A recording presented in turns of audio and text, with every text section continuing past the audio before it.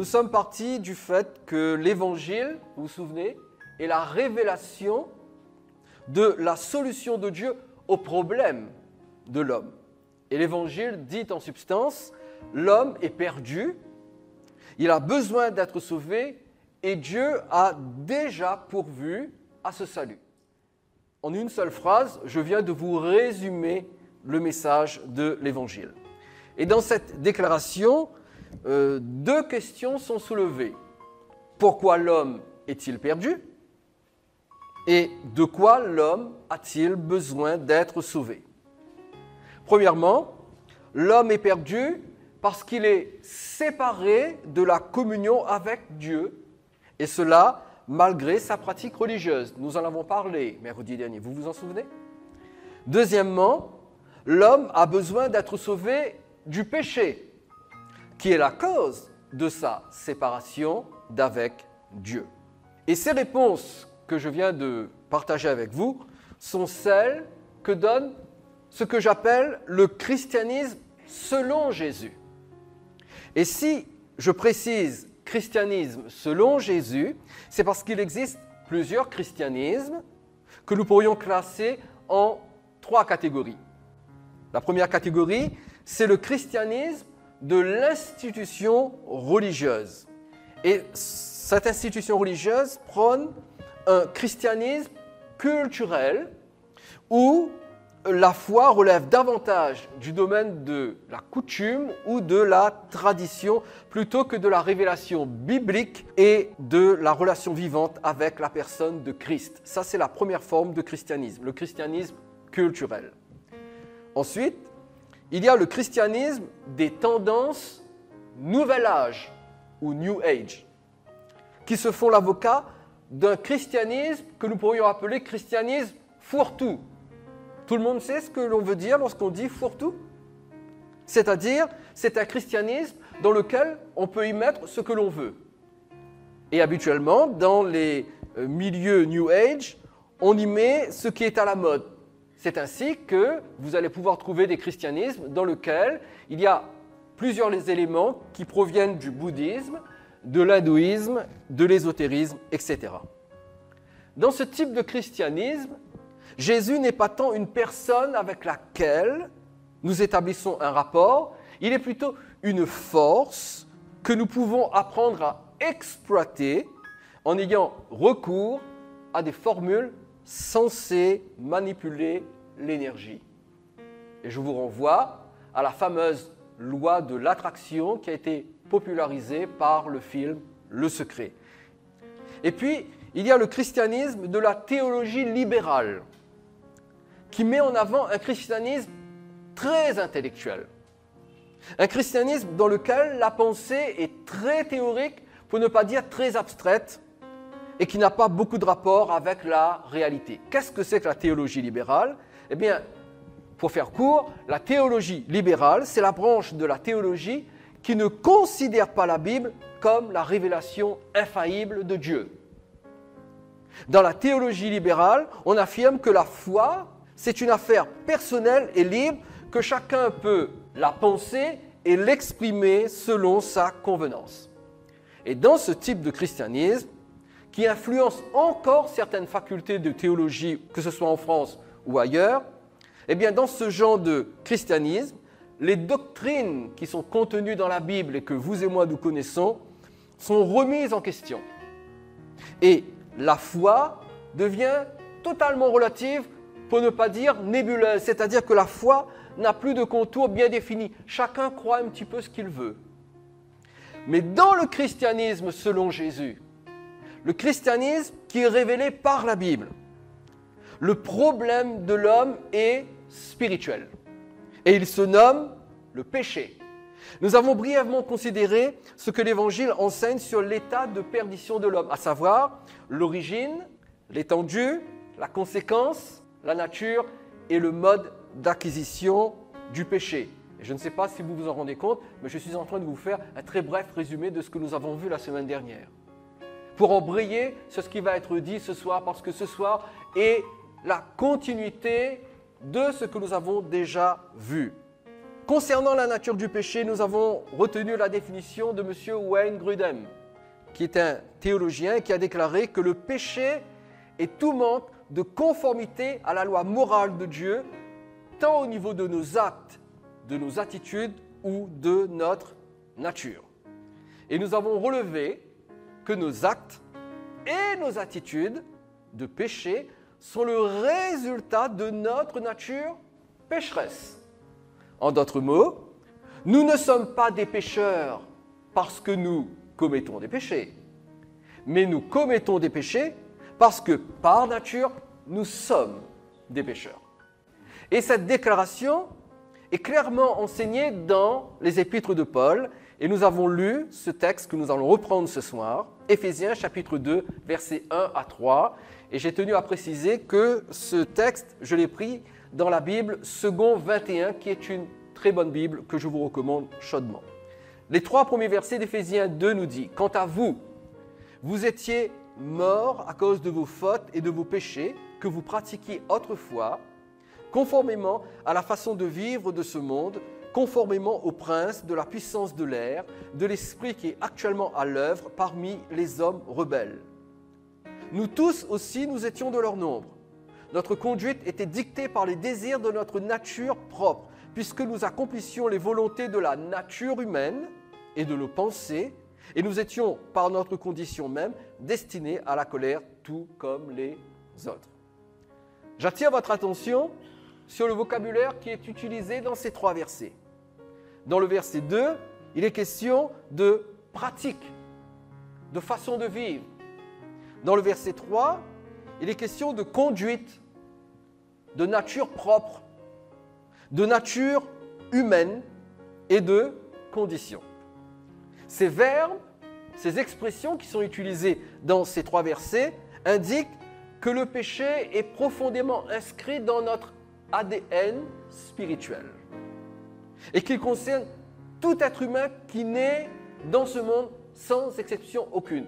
Tous ont péché et sont privés de la gloire de Dieu, dit la parole du Seigneur. Et nous sommes donc par nature des pécheurs. J'avais terminé notre précédente étude en vous annonçant qu'après avoir identifié le problème de l'humanité, à savoir le péché, et nous l'avons quand même suffisamment fait au travers de tous ces versets que nous avons étudiés mercredi dernier, eh bien je vous avais annoncé que dans les prochaines sessions, nous nous pencherions sur la solution de Dieu, que la Bible nomme dans Hébreux chapitre 2 verset 3, un si grand salut. Et je m'étais proposé, à partir de ce soir, de commencer à explorer avec vous toutes les richesses qui concernent le salut que Dieu nous donne en Jésus. Cependant, quand j'ai poursuivi ma réflexion sur mon sujet, mon attention, ma conscience a été doucement mais fermement attirée vers la fin du verset 3 de notre texte, où il est écrit « Nous étions par notre condition même destinés à la colère, tout comme les autres. » Vous le voyez, c'est ce qui est écrit. Nous étions par notre condition même destinés à la colère, tout comme les autres. Et quand j'ai relu ce verset, un mot a surgi de la phrase et m'a frappé en pleine figure. Et ce mot a donné une autre orientation à mon enseignement de ce soir. Ce mot, c'est le mot colère. Par notre condition même, nous étions destinés à la colère, tout comme les autres. Et une série de questions ont été soulevées dans mon esprit. Que vient faire ce mot ici? De quoi parle-t-il exactement? Mais la question qui a surgi avec le plus de force est la suivante que j'aimerais partager avec vous. Quel est le rapport entre l'évangile et la colère? Parce que quand même, le mot évangile, déjà dans son étymologie, signifie bonne nouvelle. Quel est le rapport entre l'évangile et la colère? Eh bien, pour le découvrir, nous allons lire un texte de l'apôtre Paul, Romains chapitre 1er, et nous lirons du verset 13 au verset 17. Il est dit « Je ne veux pas que vous ignorez, frères et sœurs, que j'ai souvent formé le projet d'aller vous voir, afin de récolter du fruit parmi vous, tout comme parmi les autres nations, mais j'en ai été empêché jusqu'ici. Je me dois à tous, civilisés ou non, sages ou ignorants. Ainsi, j'ai un vif désir de vous annoncer aussi l'Évangile à vous qui êtes à Rome.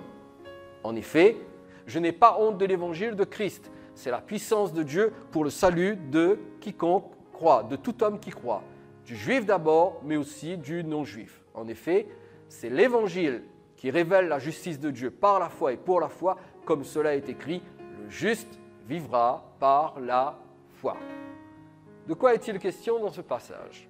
Tout d'abord, dans les deux premiers versets, les versets 13 et 14, l'apôtre Paul témoigne de sa volonté de rendre visite à l'église de Rome. C'était une église qu'il n'avait pas fondée personnellement. Mais il voulait quand même leur rendre visite. Cependant, il a été empêché de le faire en raison de différents obstacles qui ont surgi sur sa route. Donc, il n'a pas pu mener son projet à terme. Il n'a pas pu venir les voir. C'est ce qu'il explique au verset 13 et 14.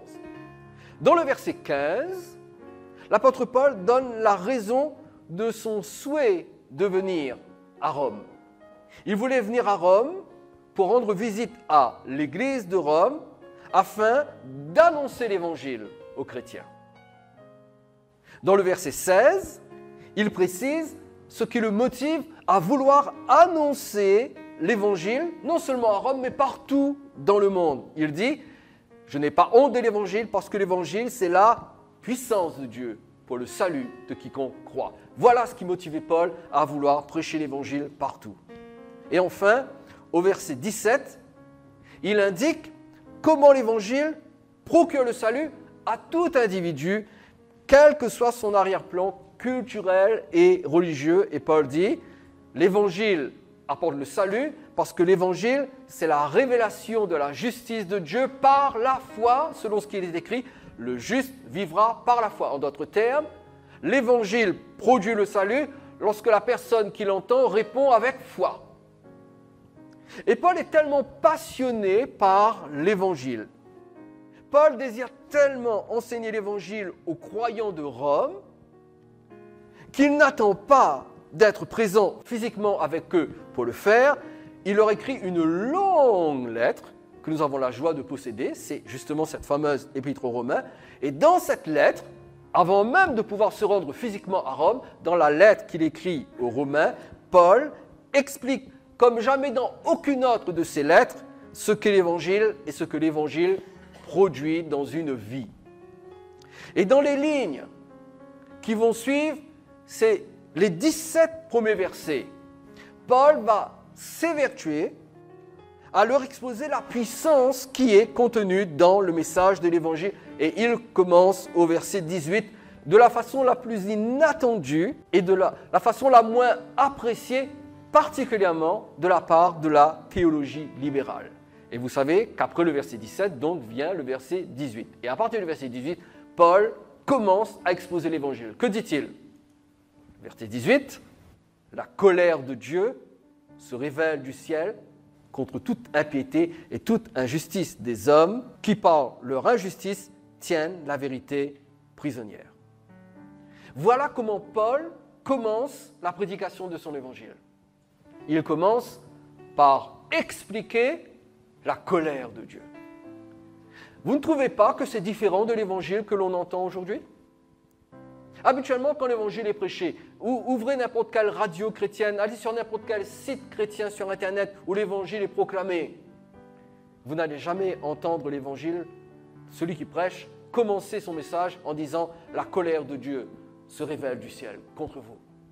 Et c'est comme cela que Paul commence son évangile. Aujourd'hui, nous prêchons l'évangile en disant aux gens « Dieu vous aime ». Est-ce que vous avez remarqué que dans les Actes des Apôtres, dans tous les sermons des apôtres, il n'y a jamais référence à l'amour de Dieu pour l'humanité? Mais ça, c'est une autre question que nous étudierons plus tard. Et Paul commence son évangile en disant « La colère de Dieu se révèle du ciel ». N'oublions jamais ceci. L'annonce de l'évangile commence par la révélation de la colère de Dieu, avant de s'occuper des besoins de l'homme et de la solution qui a été pourvue. Et quand nous mettons en parallèle Romains chapitre 1 verset 18 que nous venons de lire et Éphésiens chapitre 2 verset 3 que nous avons lu tout à l'heure, et que nous réfléchissons à ces deux textes, nous en arrivons à la conclusion suivante. La conséquence la plus grave de l'acquisition de la nature pécheresse, de l'entrée du péché chez l'homme, la conséquence la plus grave n'est pas que cela a occasionné la séparation avec Dieu, même si c'est une réalité. Mais la conséquence la plus grave, c'est que cela a provoqué la colère de Dieu. La séparation avec Dieu, que la Bible appelle la mort spirituelle, vient en second. Tout d'abord, la colère de Dieu. Et si je vous dis ça, c'est pour vous aider à comprendre que nous avons la fâcheuse habitude, c'est un défaut, de toujours mettre les besoins de l'homme, la réaction de l'homme avant la réaction de Dieu. Et si l'homme est mort spirituellement, si l'homme a été séparé de Dieu lorsque le péché est entré dans sa vie, c'est parce que justement le péché a provoqué la colère de Dieu. Et si je me mettais à vous enseigner les richesses du salut, immédiatement après vous avoir montré que nous avons hérité d'Adam, comme nous l'avons vu mercredi dernier, sa nature pécheresse, sans tout d'abord vous expliquer la réalité de la colère de Dieu, je ne serai pas fidèle à l'Évangile. D'où l'orientation que prend mon message ce soir. Je vais vous enseigner sur la colère de Dieu. S'il y a un aspect de la vérité évangélique qui aujourd'hui est passé sous silence, c'est que le péché, avant d'affecter la nature humaine, a eu un impact sur la personne de Dieu. Ça l'a mis en colère. Dieu est en colère en raison du péché. Et les trois formes de christianisme dont nous avons parlé précédemment, le christianisme culturel, le christianisme fourre-tout, le christianisme intellectuel, sont tous les trois opposés à ce que l'on parle de la colère de Dieu. Parce qu'ils estiment que ce n'est vraiment pas adéquat au XXIe siècle de le faire. Ils estiment qu'à notre époque et dans notre société sophistiquée, il n'est pas bon, il n'est pas adéquat de mettre en scène un Dieu en colère. Ils préfèrent de loin que l'on parle de l'amour de Dieu. Cependant, il est impossible, écoutez bien ça, il est impossible de comprendre et d'apprécier l'amour de Dieu si au préalable, nous n'avons pas une révélation de sa colère. Et ce qui se passe, ce n'est pas une compréhension de l'amour de Dieu que nous recevons en fait, mais c'est une expérience émotionnelle d'une sensation positive que nous identifions à l'amour de Dieu. Mais le vrai amour de Dieu, nous ne l'avons pas réellement expérimenté parce qu'avant cela, nous n'avons pas été exposés à la colère de Dieu. L'amour de Dieu, comment est-ce que je pourrais vous présenter l'amour de Dieu par rapport à la colère de Dieu? Je crois que la meilleure image, c'est ce merveilleux lotus qu'on appelle lotus sacré ou lotus d'Orient. L'amour de Dieu est comme le lotus d'Orient, cette magnifique plante aquatique que l'on retrouve dans les pays chauds. Est-ce que vous savez que le milieu naturel de ces magnifiques fleurs, le milieu naturel dans lequel le lotus s'épanouit, eh bien, c'est la boue et c'est la vase des étangs. Si vous regardez attentivement la photo, qu'est-ce que vous voyez autour? Que de la boue. Et le lotus pousse et s'épanouit dans un milieu boueux. Comment une si belle plante peut-elle pousser dans un milieu aussi vaseux que cela? Eh bien, mes amis, de même que le lotus sacré pousse dans un milieu boueux, de même, écoutez bien, l'amour de Dieu fleurit à partir de la colère divine. Ce que je veux dire, c'est que la Bible révèle que l'amour de Dieu est d'autant plus visible, d'autant plus extraordinaire qu'il s'exprime dans le contexte de sa profonde colère provoquée par le péché de l'humanité. Alors, avant de considérer le lien qu'il y a entre la colère et l'amour de Dieu, parce que je vais y revenir, j'aimerais que nous voyions ensemble comment la Bible présente la colère de Dieu. Nous n'allons pas tout voir, nous ne pourrons pas tout dire sur le sujet. Si vous voulez que je vous enseigne sur la colère de Dieu, il faut que vous me donniez une douzaine d'heures. Donc, je ne vais pas tout dire, mais je vais voir avec vous les trois aspects les plus évidents de la colère de Dieu tels que la Bible en parle. Premier aspect, et notez-le. La colère de Dieu est le résultat direct de sa sainteté qui a été bafouée par le péché de l'humanité. Je répète, la colère de Dieu est le résultat direct de sa sainteté qui a été bafouée par le péché de l'humanité. Quelle est la plus grande révélation de Dieu dans la Bible? Eh bien, la révélation majeure de la Bible concernant Dieu est que Dieu est absolument saint. Cela signifie que Dieu est séparé de tout mal et qu'il est consacré à tout ce qui est parfait. Voilà comment on peut définir la sainteté de Dieu. Il est séparé de tout mal et il est consacré à tout ce qui est parfait. Il est tellement saint que le prophète Habakkuk dit dans Habakkuk chapitre 1 verset 13 « Tes yeux sont trop purs pour voir le mal et tu ne peux pas regarder l'iniquité. » Pensez à cela. Ce verset concerne Dieu. Tes yeux sont trop purs pour voir le mal et tu ne peux pas regarder l'iniquité. Pour marquer la réalité de sa sainteté, Dieu a demandé à son peuple d'Israël de construire un tabernacle, une sorte de tente portative, qui a été plus tard remplacée par le temple. Et ce tabernacle était divisé en deux parties, appelées successivement le lieu saint et le lieu très saint. Et Dieu a choisi un endroit bien spécifique dans ce tabernacle où il faisait demeurer sa présence. D'après vous, où Dieu faisait-il demeurer sa présence? Dans le lieu saint ou dans le lieu très saint? Dans le lieu très saint. Pourquoi? Pour une simple raison, parce que Dieu est très saint. Il est absolument saint. Quand le prophète Ésaïe a vu la vision du Seigneur assis sur son trône, enveloppé de sa gloire, deux choses se sont produites. Premièrement, Ésaïe a vu les séraphins. Les séraphins, ce sont des êtres angéliques très puissants. Et il a vu ces séraphins qui sont composés de plusieurs ailes. Et avec deux de ces ailes, les séraphins se couvraient le visage. Pourquoi? De peur de regarder la face de Dieu. Même les anges ont peur de regarder la face de Dieu, tellement Dieu est saint. Et Ésaïe les a entendus proclamer ce qui suit. Saint, Saint, Saint est l'Éternel, le Maître de l'univers, sa gloire remplit toute la terre. Et les séraphins sont dans la présence immédiate de Dieu. Ils se recouvrent les yeux de deux de leurs ailes pour ne pas contempler la sainteté absolue, rayonnante, éblouissante de Dieu. Et que disent-ils? Saint, Saint, Saint est l'Éternel. Et je vous ferai remarquer qu'ils n'ont pas dit amour, amour, amour est l'Éternel. Ils ont dit Saint, Saint, Saint est l'Éternel.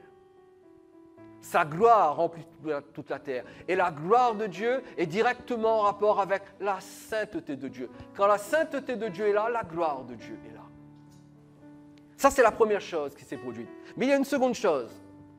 Il a vu, il a entendu, et cela a eu un impact très puissant chez Ésaïe. Ésaïe a été convaincu de péché, et Ésaïe s'est senti écrasé par le sentiment de son indignité, au point qu'il s'est écrié au verset 5 du même chapitre 6 d'Ésaïe, « Malheur à moi, je suis perdu ». Vous vous rendez compte? Il est dans la présence de Dieu. Il ne dit pas « Chouette, c'est magnifique, wouh, quel amour !» Non, « Malheur à moi, je suis perdu, car je suis un homme aux lèvres impures. J'habite au milieu d'un peuple aux lèvres impures, et mes yeux ont vu le roi, l'Éternel, le Maître de l'univers. » Et souvenez-vous que dans le Nouveau Testament, lorsque Jésus se manifestait, eh bien les gens étaient aussi convaincus de péché. La première fois que Pierre a été en présence de Jésus, il a réagi comme Ésaïe. Il est tombé sur sa face et il a dit « Retire-toi de moi, Seigneur, je suis un homme pécheur. » Parce que Dieu a révélé sa sainteté.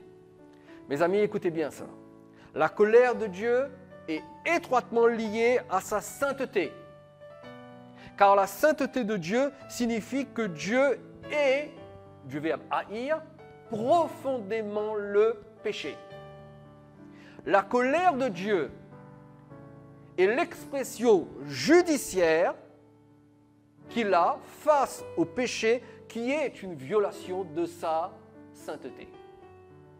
Donc, le premier aspect de la colère de Dieu, c'est que c'est le résultat direct de sa sainteté qui a été bafouée par le péché.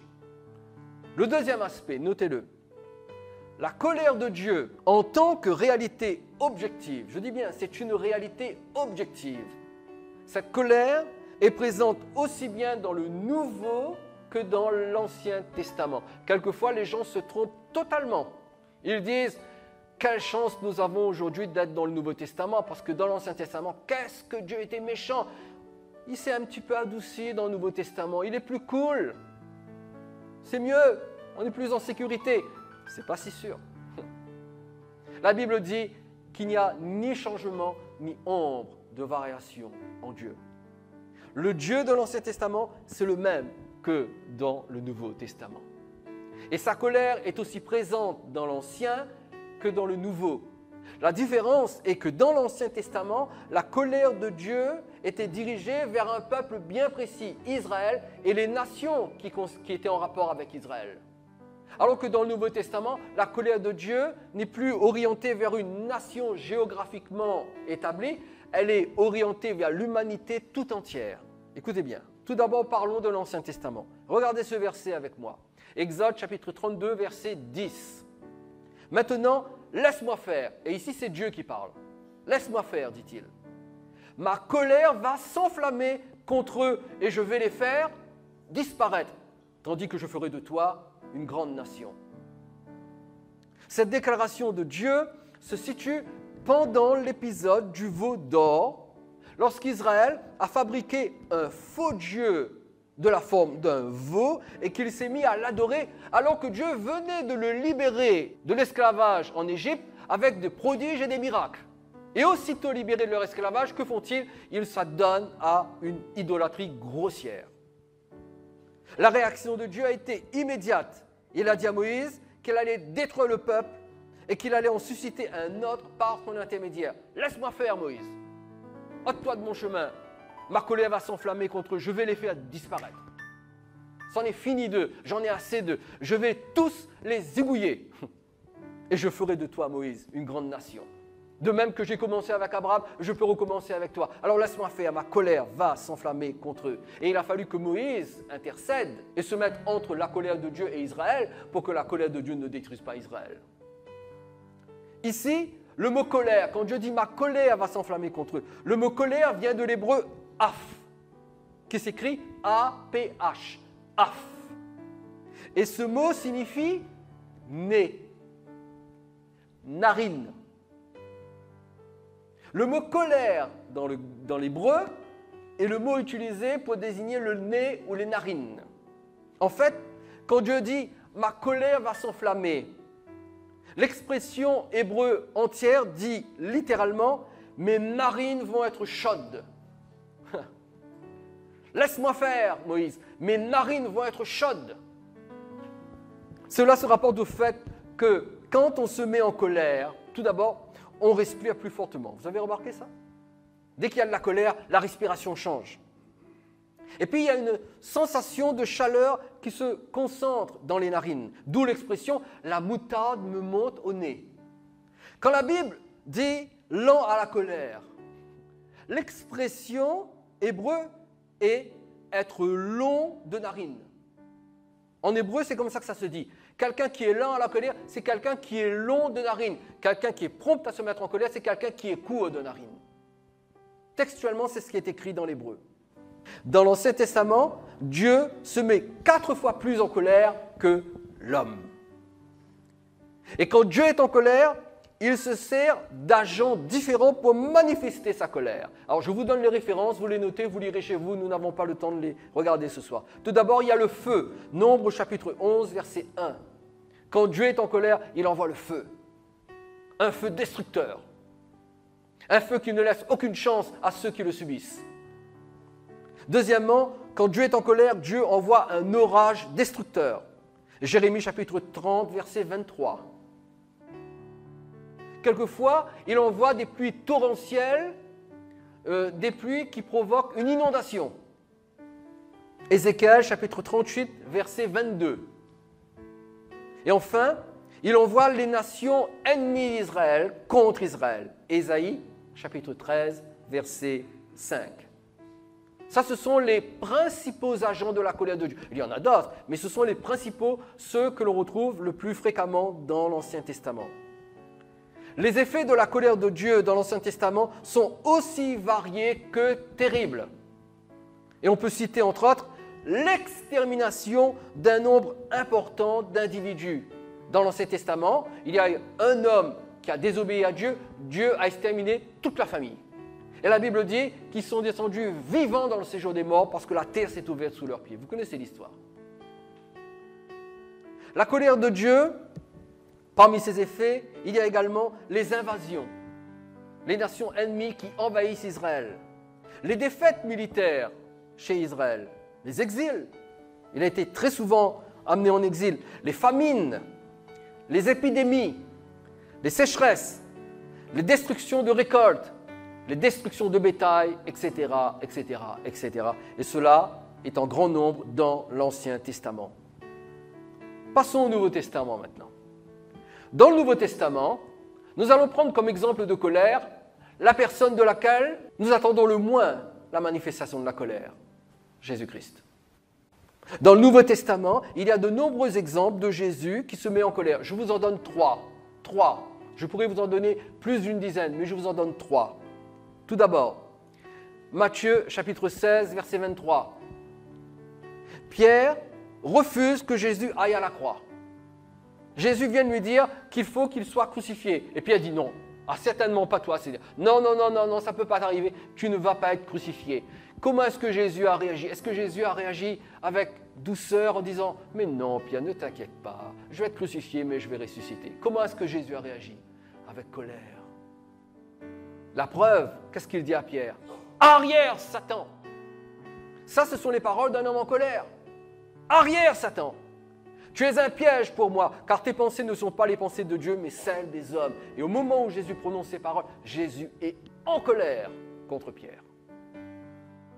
Un autre texte, Marc chapitre 3, verset 5. Jésus se trouve dans la synagogue. Et là, dans cette synagogue, il y a un homme avec une main sèche. Et Jésus pose la question, est-ce que cet homme peut être guéri ou non le jour du sabbat? Et tous ceux qui étaient dans la synagogue, surtout les responsables religieux, les pharisiens, les scribes, les sadducéens, qu'est-ce qu'ils ont fait? Ils n'ont rien répondu. Parce que pour eux, c'était scandaleux qu'un homme soit guéri le jour du sabbat. Et comment réagit Jésus? Regardez ce qui est écrit ici au verset 5. Alors, il promena sur eux un regard de colère. Et peiné de l'endurcissement de leur cœur, il dit à l'homme, tends ta main. Il la tendit et sa main fut guérie. Qu'est-ce que Jésus a ressenti par rapport aux scribes, aux pharisiens, aux sadducéens qui avaient le cœur endurci? Il a ressenti de la colère et il a promené sur eux un regard de colère. Et nous représentons toujours un Jésus doux, tellement doux que quelquefois on dirait qu'il est même un peu molle. Un peu mou. Ses yeux sont comme des flammes de feu, nous dit l'Apocalypse. Et là, il s'est mis en colère. Mais regardez cela. Jean chapitre 11.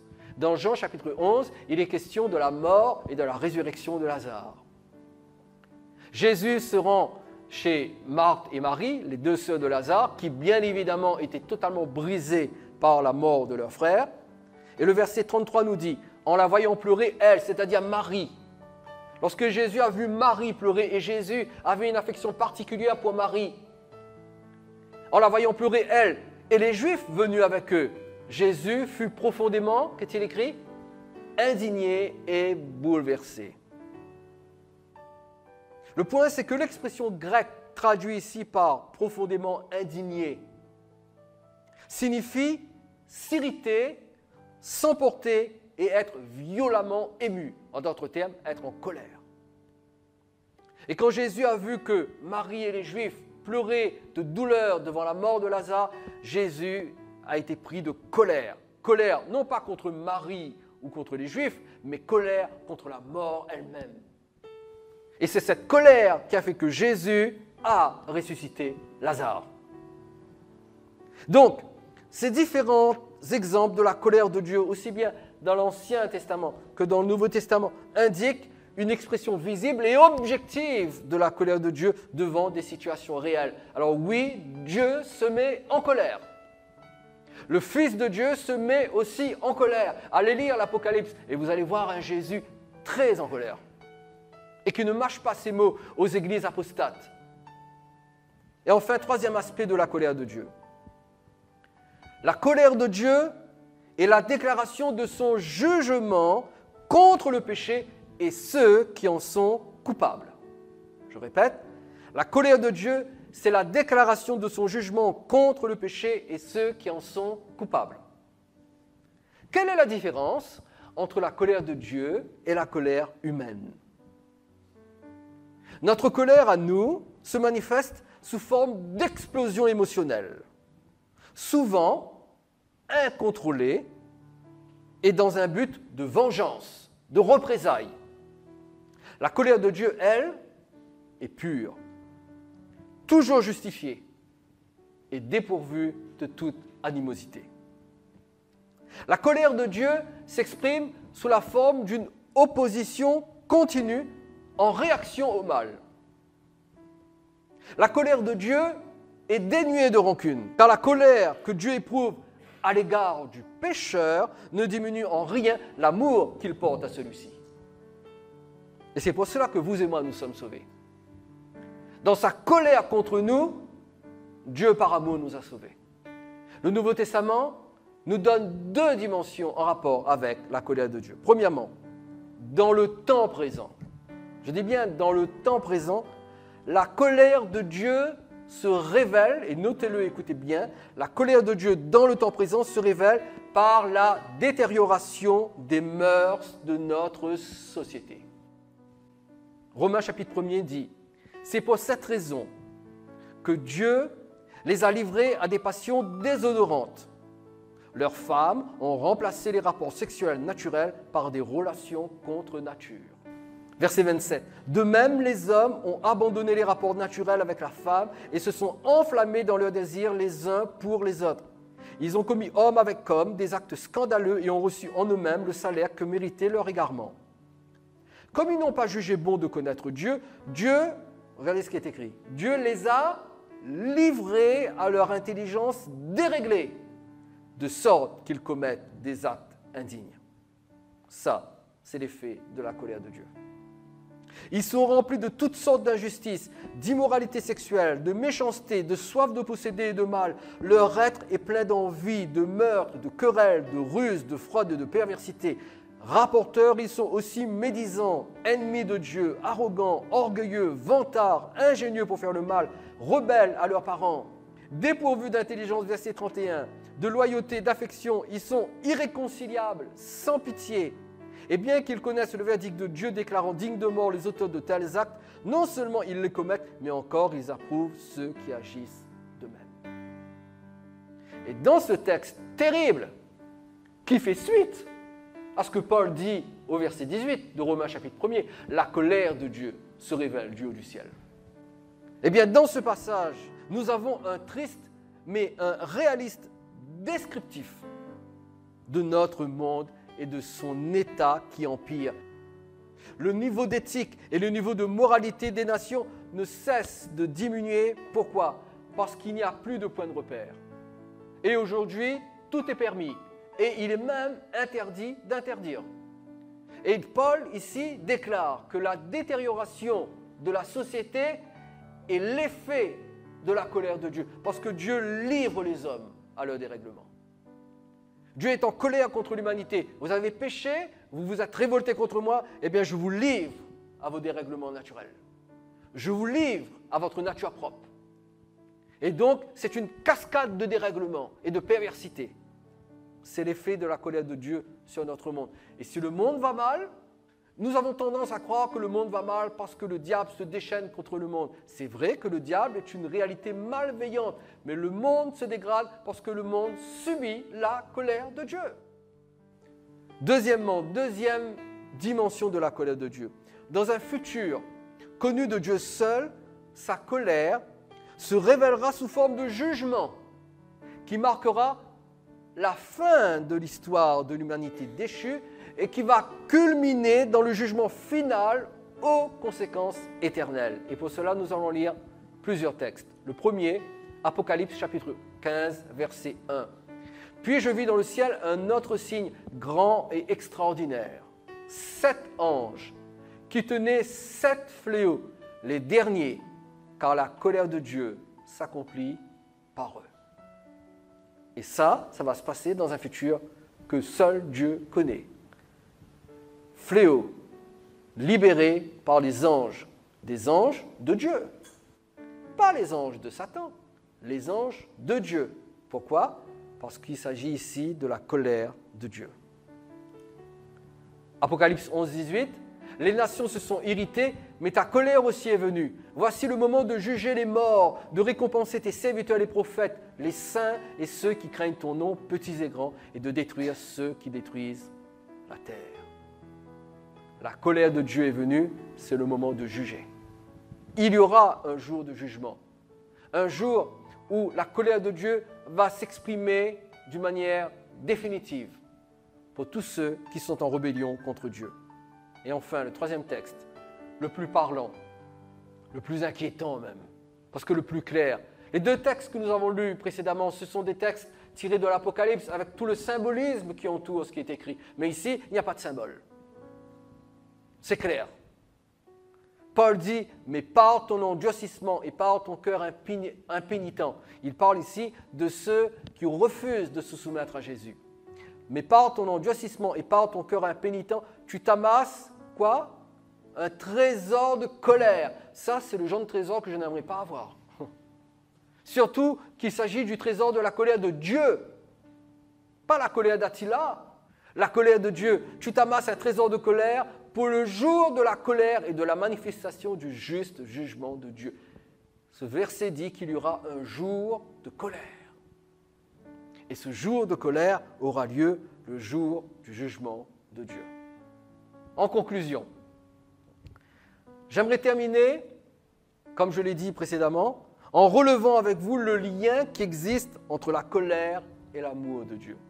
De même qu'il y a un lien entre la sainteté et la colère de Dieu, il y a un lien entre la colère de Dieu et l'amour de Dieu. Nous nous sommes arrêtés tout à l'heure à Éphésiens chapitre 2, verset 3. Nous allons maintenant lire les 2 versets qui suivent, versets 4 et 5. Il est dit, « Mais Dieu est riche en compassion, à cause du grand amour dont il nous a aimés. Nous qui étions morts en raison de nos fautes, il nous a rendus à la vie avec Christ. C'est par grâce que vous êtes sauvés. » Je vous ferai remarquer le passage de la mort à la vie. Nous passons de la mort à la vie. Nous qui étions morts en raison de nos fautes, il nous a rendus à la vie. Donc il y a un passage. Nous passons de la mort à la vie. Et ce passage de la mort à la vie spirituelle est accompli par la seule grâce de Dieu. C'est par grâce que vous êtes sauvés. La grâce, ça veut dire quoi ? Ça veut dire que Dieu fait quelque chose que nous ne méritons absolument pas, pour lequel nous ne sommes pas dignes et que nous ne sommes pas capables de produire. C'est ça la grâce de Dieu. Et pourquoi est-ce que Dieu nous a fait passer de la mort à la vie quand nous étions morts dans nos péchés? Qu'est-ce qui était contre nous? C'était la colère de Dieu. Parce que le péché provoque la colère de Dieu. Vous vous souvenez de cela? Et lorsque nous étions morts dans nos péchés, Dieu posait sur nous un regard de colère. Mais dans cette colère légitime, en raison de sa sainteté, Dieu a aussi manifesté de l'amour pour nous. Comme le lotus qui s'épanouit au milieu d'un étang boueux, eh bien, dans le contexte de cette colère légitime, Dieu a eu de l'amour pour nous. Et ce verset dit, à cause du grand amour dont il nous a aimés. Et nous ne pouvons pas expliquer pourquoi il nous a aimés de ce grand amour. Nous ne pouvons que le savoir, le reconnaître et louer Dieu pour cela. Pourquoi il nous a aimés, nous ne savons pas, mais il nous a aimés. Il n'a pas agi de même pour les anges qui ont suivi Satan dans sa rébellion. Parce que nous dit la deuxième épître de Pierre au chapitre 2, verset 4? Vous vous souvenez qu'un tiers des anges ont suivi Satan dans sa rébellion contre Dieu. Et lorsque ça s'est passé, comment est-ce que Dieu a réagi? Le verset nous dit, Dieu n'a pas épargné les anges qui ont péché. mais il les a précipités et enchaînés dans l'abîme, là où règnent les ténèbres, pour qu'ils y soient gardés en vue du jugement. Les anges rebelles ont tous été immédiatement condamnés et enchaînés en vue du jugement dernier.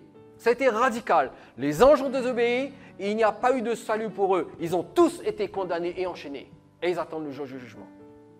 Cependant, lorsque l'humanité s'est rebellée contre Dieu, Dieu a décidé d'en sauver une partie par amour pour l'humanité. Et vous et moi, nous sommes l'objet de cet amour. Et c'est l'unique raison pour laquelle nous sommes sauvés. Aucun d'entre nous n'est sauvé parce qu'il y avait en nous quoi que ce soit qui puisse motiver Dieu à nous sauver. Il n'y avait qu'une seule chose en nous qui faisait réagir à Dieu. C'était notre péché et sa réaction, c'était la colère. Et dans sa colère, il aurait pu agir envers l'humanité comme il a agi envers les anges. Il aurait pu rejeter l'humanité et refaire une autre humanité. Il en est capable. Mais en regardant cette humanité déchue, pervertie, rebelle contre lui, dans sa colère, Dieu a aimé l'humanité. Alors ne nous trompons pas d'évangile, mes chers amis. Celui de Jésus n'hésite pas à nous dire la vérité, même si celle-ci ne nous plaît pas, parce qu'elle ne correspond pas à ce que nous pensons ou aimerions. Nous n'aimons pas qu'on nous parle de la colère de Dieu. Mais comment ne pas en parler? C'est la vérité. Elle est là. Le péché la provoque immédiatement. Cependant, la vérité de l'Évangile ne nous demande pas notre avis. La vérité de l'Évangile se révèle telle qu'elle est véritablement. Et la vérité de l'Évangile commence par ces mots terribles. La colère de Dieu se révèle du haut du ciel. Le problème de l'humanité est double. L'homme est pécheur par nature. Et deuxièmement, c'est ce que nous avons vu ce soir, il s'expose à la colère de Dieu. Double problème. Pécheur par nature et exposé à la colère de Dieu. Colère tant présente que future. Mais l'Évangile révèle la solution de Dieu qui, elle aussi, est double. Si le problème est double, la solution est double. Quelle est cette double solution? Premièrement, nous pouvons être sauvés de nos péchés. Deuxièmement, nous pouvons échapper à la colère de Dieu.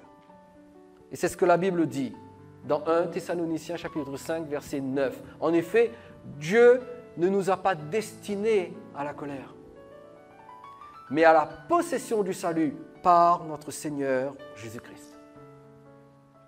Dieu ne nous a pas destinés à la colère. Nous étions destinés à la colère. Par nature, nous étions destinés à la colère, nous dit Éphésiens. Mais dans son amour, il a décidé de changer notre destinée. Il ne nous destine plus à la colère, mais il nous destine à la possession du salut par notre Seigneur Jésus-Christ. Ce que ce verset-là nous dit en définitive, c'est que Dieu nous sauve de lui-même. Dieu nous sauve de lui-même. C'est-à-dire que Dieu nous sauve de sa juste colère. Nous croyons que Dieu nous sauve du diable, Dieu nous sauve du royaume des ténèbres. C'est vrai, mais avant de nous sauver du diable, Dieu nous sauve de lui-même. Parce que nous avons plus à craindre de Dieu que du diable. Parce que la colère de Dieu est plus terrible que les ruses du diable. Et Dieu nous sauve de lui-même. Et c'est en cela que ce salut est un si grand salut selon Hébreux chapitre 2, verset 3. Pourquoi? Parce que nous sommes sauvés par Dieu, de Dieu. Le premier aspect de notre salut, c'est que Dieu nous sauve de lui-même. Et lorsque vous comprenez cela, lorsque vous comprenez qu'il y avait une colère qui était là sur vous et que Dieu vous en a sauvé, je peux vous assurer que ça change votre façon de vivre votre vie chrétienne. Et ce si grand salut où nous sommes sauvés par Dieu de Dieu, c'est ce que nous allons découvrir dans les prochaines études.